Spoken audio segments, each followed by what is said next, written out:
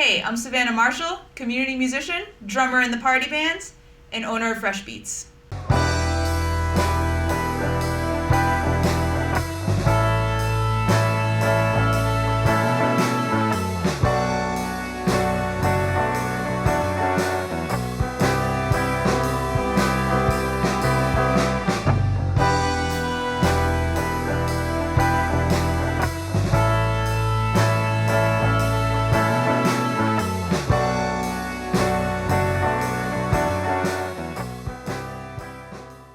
I've been a percussionist pretty much ever since I was born.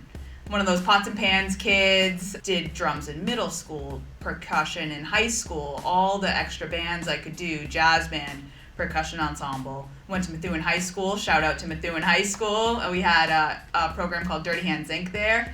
And that was, I think, the program that really got me thinking, like, performing music, like original music that nobody's ever seen before, is my favorite thing to do. I think it was that experience in that group and all of the extra like musicianship that went into performing in that group that made me take music so seriously that I was like doing this in college. You know, I really like English class and I really like other academics and, you know, got good grades and everything, but I was like, music is what I need to study. So I ended up going to UMass Lowell. As a second choice, I auditioned and was accepted to Berklee College of Music in Boston. And that was awesome. You know, I played like YYZ, you know, by Rush for my audition, and I just went in there like shredding, even though I had been taking jazz lessons on drum set for years.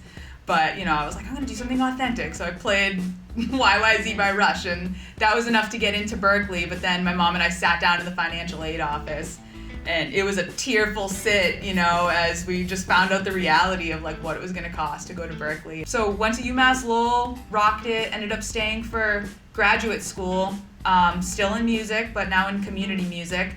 And that was when I learned about the party band. It was from UMass Lowell. It was fun, it was not written down, like all the things that like really, you know, pulled me into music back in high school, all the things that were alluring. I was seeing, oh, this is my energy and this is called the party band. And, you know, I asked my friends, like, how do you get in this band? Like, what do you do? And they're like, oh, just show up to practice, just come and hang. And it took me months to get the courage to go and hang, even though I felt pretty confident in my skills, like they were my friends, like there's no actual barrier to entry. I just was kind of intimidated that music was so good. But then I shook it off one day and I went, and it's been fun ever since.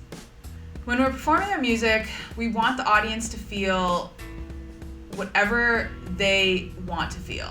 You know, what we put out there is honesty, is a lot of high energy, and we try to put out joy and revelry and excitement. But sometimes, you know, I'll approach the stage and I come to the stage with whatever I have going on too, and maybe I'll be a little irritated from my day, and maybe I'll be a little irritated with like the state of the world, and I'll bring a little like rage and a little anger or a little frustration to the drums, and that's cool too. And then, you know, by the end of the set, I'm usually feeling pretty elated and psyched, and I can dance with my band members and we can bump up against each other and get a little thing out, but like we work it out, you know, so I want the audience to work it out. Music is omnipresent, and it's something that should be available for everybody at all times. And we listen to the music on the radio. We sing happy birthday, hopefully a couple of times a year, to our friends and family. Like, every time you put on a sporting event, it's the national anthem. You know, like there are times, and you know, talk about worship music and music for, you know, sorrow, you lost somebody, and celebration. And there are just so many times in our regular life where you're invited to be musical. I wanted to just meditate on that really with my studies, and just think like, how can I as a musician engage and activate everybody else that's not being served, you know, with like regular music education programming. I find that folks organizing opportunities for arts, be it a music production, be it having an art installation, a dance performance, like whatever the artistic thing is, when those works and those opportunities are being commissioned, oftentimes people ask people who look like them to bring what they have to the stage.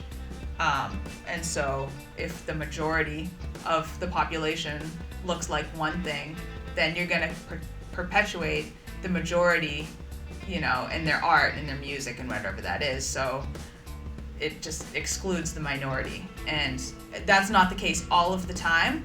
But I have found that a lot of times it's like a convenience sample ask, and maybe you don't even do it on purpose. Maybe it's an honest inquiry. It's like, oh, I'm throwing this show and I'm going to ask my friends to play the bill with me. Or I'm going to ask bands I like to play the bill with me. Or we're putting together this art show at this cafe, and I know that my neighbor is an artist, I'll just ask them, and there aren't a lot of ways that I've seen the community like really trying to find new avenues, like in new networks. It's hard work. It takes a lot of time. And when you have to throw an event or put together a show or curate the art, you kind of just got to get it done. And it's up to the curator to make sure that the art is great and it's like representative of what they want to put out there. But I think it's also their responsibility to make sure that it's a diverse artist pool. I guess just speaking for the party band, we try to perform as much for free as we possibly can. Not that like the venue won't pay us, but hopefully there's no cost for the spectators. We rehearse outside mostly, if it's not winter. We rehearse outside in a park. So just spontaneous outside music making is a way that we can engage the community. And I think there are a lot more other opportunities that, the party band could be doing, or I could be doing, or artists in general could be doing, but just making open pathways for people to access music, either in real life or on recordings or whatever. We put all our music up on Spotify and Bandcamp, and people can listen to it and access it that way. And we're also pretty welcoming to members of the community joining our band, frankly. We are always like in flux as if we're having like open rehearsals or if our membership is open or closed, but the conversation is always there. Like, it's pretty easy for anybody on a Sunday if they see us playing or after a gig, if they are somebody who plays a horn or percussion instrument, for them to come up to us and say, hey, you guys are great, like I have a saxophone, like can I join you? Like, that happens almost all the time. So we're open to the community joining our band too.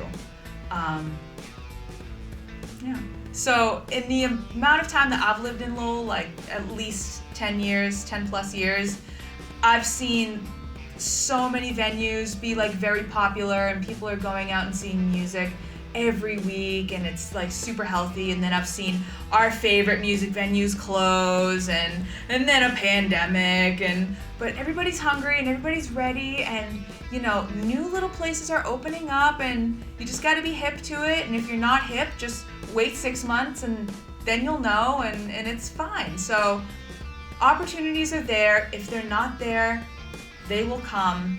And also, I think Lowell is amazing for not only like you have to seek out opportunities, but you can make opportunities in Lowell too. Fresh Beats, my small business, it's working because the community is kind of buying into whatever flavor of the year I'm putting out. Fresh Beats has been happening for real since 2019. It's been an idea since like 2016, but from 2016 to 19, that was like thinking about it and what's it going to be and how do we do it. And then 2019, that first year, it was like, I'm going to sell grab-and-go tacos at Mill Number 5, and that's going to be that. And then the year after that, it was like, but we're going to do community music lessons, and we're going to throw an outside concert, and we're not going to do any food at all. And then where were we at now? Oh yeah, then there was a pandemic at some point. And then 2021, I think that's about right, that was last year. That was like, food and music together. We're going to have a concert series in a park, and this is all, like, everything that Fresh Beats has ever done has been, like, crowdsourced, grant-funded, like, bought and paid for because people believe in me, and all of that belief has been from local government and, like, local grants, UMass Lowell a little bit. So if you have an idea, you want to put it out there, even if it's just, I have an idea for a show or for an art exhibition, you can go and talk to a gallery owner, you could talk to a cafe owner, and they'd probably be very down to collaborate. I think Lowell in general is just a little more laid back. It's not the hustle and bustle of living in Boston. It's not the oversaturation of living even just like a little bit outside of Boston. But there's already so much going on, and maybe you feel like, you know, how do I break through and have an opportunity to share what I'm doing? That said, there are a lot of opportunities to share what you have going on in those places. In Lowell, there are a lot of opportunities too, but I think you kind of need to like find them yourself or just put yourself out there. But I find that once you put yourself out there, the community is so welcoming to just be like, oh, absolutely, share what you got. I would like to see more opportunities for places in Lowell, but it doesn't concern me because, you know, we live next to the Merrimack River. We know better than anybody that things wax and things wane. You know, we see the river go up and we see the river go down, and it's like, it's so low right now, it's so scary, you know, but then it's okay, like it's gonna rise again. And then, you know, if you go down like today and you check out the river, it is raging and you're like, oh my god, it's so high, it's a little scary, you know, but it's gonna chill out, it's okay.